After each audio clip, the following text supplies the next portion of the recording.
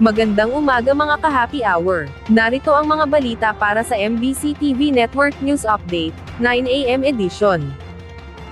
Nagkakaisang pagtindig ng mga Pilipino, kailangan versus agresibong China. Yan ang MBC TV Network News, ni Raymond Dadpaas. Ito ang panahon upang magpakita ng pagkakaisa ang sambayanan laban sa mga agresibong hakbang ng China kaugnay ng West Philippine Sea. Deklarasyon ito ni Senador Francis Kiko Pangilinan na siyang pangunahing mayakda ng Senate Resolution 256 na kumukondena sa pangingialam ng Chinese Embassy sa ating internal affairs. Sabi ni Pangilinan, ginawa nilang resolution na nilagdan na ng 15 senador para protektahan ang ating mga kababayan, lalo na ang ating mga mangingisda na araw-araw nakararanas ng panghaharas mula sa mga Chinese sa West Philippine Sea. Binigyang din ni Pangilinan ng suporta ng Senado para sa Armed Forces of the Philippines at Philippine Coast Guard na nagbabantay sa karagatang sakop ng ating teritoryo.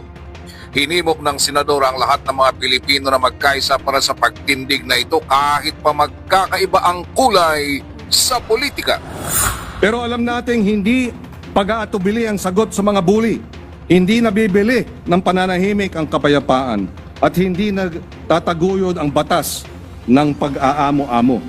Respeto, paggalang, yan ang pinakamahusay na sandigan ng isang matatag at maayos na relasyon ng dalawang mga bansa. Una nito ay minungkahi ni Senate President Tito Soto ang napag-aralan ang pagdedeklara na persona non grata si Deputy Spokesman ng Chinese Embassy na si Go Wei. Ito ay dahil sa mga hindi makadiplomasyang pahayag nito laban sa ilang mga opisyal ng pamahalaan, lalo na ang 15 senador na lumagda sa resolusyon.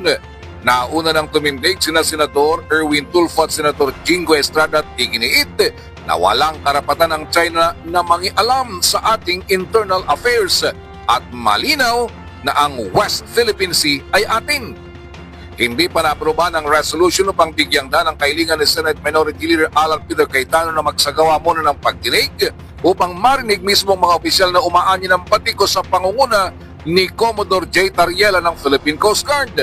Bagamat may mga senador ng naunang nagsalita na pinagdududahang kampi sa China. Para sa MBC TV Network News, ito si Raymond Dadpaas ng DCRH, una sa Pilipinas, una sa Pilipino.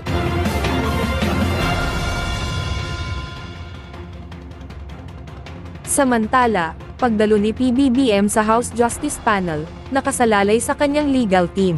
Nakasalalay sa legal team ni Pangulong Ferdinand Marcos Jr. kung ito ay dadalo sa deliberasyon ng House Committee on Justice, bilang respondent sa impeachment complaints na inihain laban sa kanya.